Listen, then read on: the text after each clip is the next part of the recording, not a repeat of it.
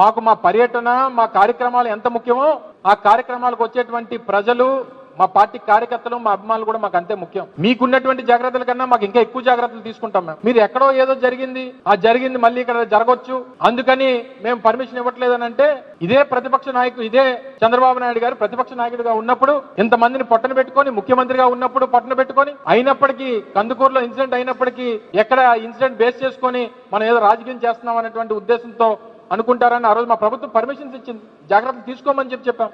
అయినా సరే జాగ్రత్తలు తీసుకున్నటువంటి పరిస్థితులు లేవు ఆ రోజు. ఒకవేళ ఇదే జరిగితే రేపు రాజమండ్రి పుష్కరాలు మళ్ళీ ఉన్నాయి. రేపు 2027 2027లో పుష్కరాలు ఉన్నాయి. మానిమనని చంద్రబాబు నాయుడు గారిని మళ్ళీ అక్కడ కూడా తొక్కిసలాట అయిపోద్ది.